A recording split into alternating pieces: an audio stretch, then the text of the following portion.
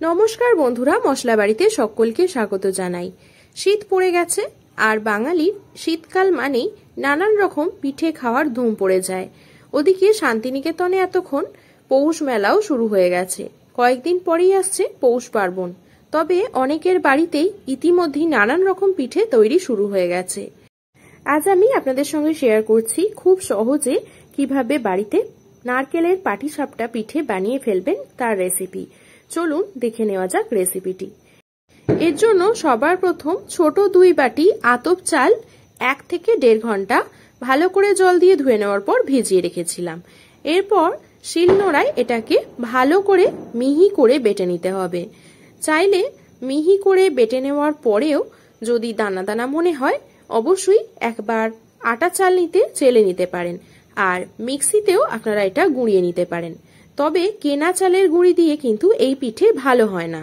তার জন্য চেষ্টা করবেন বাড়িতেই চাল ভিজিয়ে এই পিঠেটা তৈরি করার। অনেক সময় দেখা যায় যে এই পাটিসাপটা বানাবার সময় পাট দেওয়া যাচ্ছে না, অথবা এটা কড়াই থেকে বা তাওয়া থেকে তোলাই যাচ্ছে না, মানে তাওয়াতে এটা একেবারে আটকে যায়, যতই ভালো করে ব্যাটার বানানো হোক না কেন। তাই বাড়িতে চাল যদি এইভাবে গুঁড়িয়ে তৈরি করেন দেখবেন খুব সহজে কিন্তু পিঠেটা বানানো হয়ে যাচ্ছে। চালটা জল থেকে তুলেই আমি শিলনোড়ায় বেটে নিয়েছি। এখানে জল খুব ভালো করে ঝাড়িয়ে নেওয়ার কিন্তু কোনোই প্রয়োজন নেই, আপনারা চাইলে এটা জল দিয়েও কিন্তু বেটে নিতে পারেন। তো সমস্ত চালের গুঁড়িটা আমি একটা পাত্রে নিয়ে নিলাম। এবারে যে বাটি মেপে চালটা নিয়েছিলাম সেই বাটিরই 1 বাটি ময়দা নিয়ে নিলাম। এরপর এখানে দিয়ে দিচ্ছি আমি স্বাদ মতো লবণ। এখানে 1 চা চামচের একটু কম লবণ আমি ব্যবহার করছি। সব উপকরণ ভালোভাবে হাত দিয়ে মিশিয়ে নিতে হবে। তারপর হালকা গরম জল দিয়ে এটার একটা খুব ঘনও না আবার খুব পাতলাও না, আমি ব্যাটারটা করে দেখাচ্ছি, সেই মতো একটা ব্যাটার তৈরি করে নিতে হবে। এখানে আমার জলের আন্দাজটা মোটামুটি বোঝা আছে, তাই আমি একেবারেই জলটা দিলাম। আপনারা কিন্তু হুড়মুড় করে একেবারে জল দেবেন না, অল্প অল্প করে জল দিয়ে ব্যাটারটা তৈরি করে নেবেন। তা না হলে এটা কি হবে, অনেক পাতলা হয়ে যাবে আর পিঠেটা ভালো হবে না। আর এইভাবে হাত দিয়ে একটু ভালোভাবে মিশিয়ে নিতে হবে যাতে একদমই কোনো ডেলা ভাব না থাকে। ভালোভাবে মিশিয়ে নিয়ে ঠিক ব্যাটারটা দেখুন এই রকম ঘনত্বের চলে আসবে। আমি একটা হাতার সাহায্যে ভালোভাবে দেখিয়ে দিচ্ছি। ঠিক খুব বেশি পাতলাও না আবার খুব বেশি ঘনও না। এরপরেও যদি পিঠে ভাজবার সময় ছিঁড়ে যায় বা উঠতে না চায় তখন অল্প করে একটু ময়দা মিশিয়ে নেবেন। একটু ঘন মনে হয় তবে সেক্ষেত্রে হালকা একটু গরম জল মিশিয়ে নেবেন, তাহলেই সব ঠিকঠাক হয়ে যাবে। এবারে নারকেলের পুরটা বানিয়ে নেব। এর জন্য 200 গ্রাম পরিমাণে নলেন গুড় ভালোভাবে গ্রেটারের সাহায্যে গ্রেট করে নিচ্ছি। যেহেতু শীতকাল তাই অবশ্যই পিঠেটা গুড় দিয়েই বেশি ভালো হবে। চাইলে এখানে আপনারা খেজুরের গুড়ও কিন্তু ব্যবহার করতে পারেন। কড়াই গরম করতে বসিয়ে দিয়ে 2টো মাঝারি সাইজের নারকেল কোড়া দিয়ে দিলাম। একটু হালকা 1 মিনিটের জন্য নাড়াচাড়া করে নেব।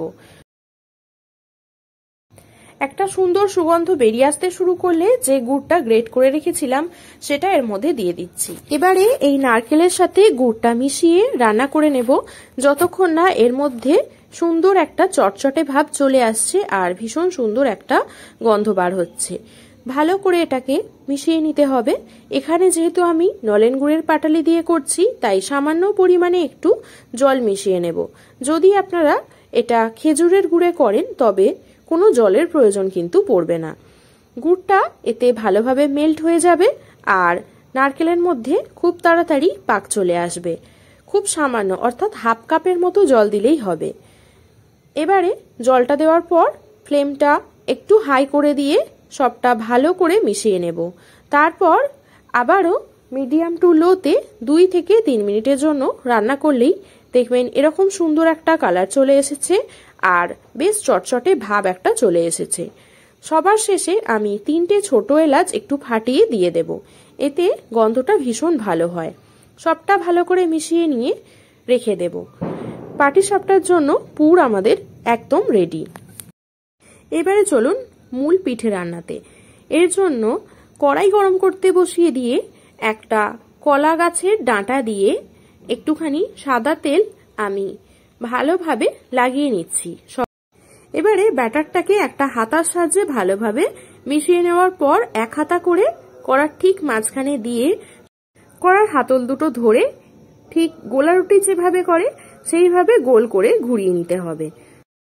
পিঠেটা আমি কড়াইতেই করছি, আপনারা চাইলে তাওয়া বা ফ্রাইং প্যানেও কিন্তু করতে পারেন। সব দিকটা ব্যাটার ভালোভাবে ছড়িয়ে দেওয়ার পর উপর থেকে একটু টানতে শুরু করলেই নারকেলের পুরটা লম্বা লম্বা করে এইভাবে দিয়ে দেবেন ঠিক মাঝ বরাবর। এরপরে পাটিসাপটা যেহেতু এটাকে পাট করতে হবে তার জন্য একটা খুন্তি দিয়ে দুদিকটা এইভাবে আলতো হাতে একদিকে পাট হয়ে গেলে অপর দিকটাও ঠিক একইভাবে পাট করে জুড়ে দেবেন। এখানে যেহেতু আমার পিঠেটার সাইজ খুব একটা বড় নয়, তাই এখানে আমি 2 পাটে পিঠেটা বানালাম। আর যদি আপনারা একটু বড় সাইজের করেন তবে সেক্ষেত্রে এগরোল যেভাবে রোল করে ঠিক ওইভাবেও কিন্তু রোল করে বানাতে পারেন, কোনো অসুবিধা নেই। তো একদিকটা এইভাবে পাট করে দেওয়ার পর আলতো হাতে খুন্তি দিয়ে অপর দিকটা উল্টে দিতে হবে। আর আলাদা করে কিন্তু কোনো তেল দেওয়ার প্রয়োজন নেই, এদিকটাও হালকা করে একটু ভেজে নিলেই ব্যাস হয়ে যাবে। এইভাবে বাকি সব কটা পিঠে আমি বানিয়ে নেব। আর প্রতিবারে ব্যাটার কড়াইতে দেওয়ার আগে একবার ভালো করে হাতা দিয়ে গুলিয়ে নেবেন। আর একদম শেষের দিকে দেখবেন যেহেতু এটা চালের গুঁড়ি দেওয়া আছে তাই ব্যাটারটা ঘন হয়ে এসেছে, তবে সেক্ষেত্রে সামান্য পরিমাণে একটু জল মিশিয়ে নেবেন, তাহলেই ঠিকঠাক হয়ে যাবে।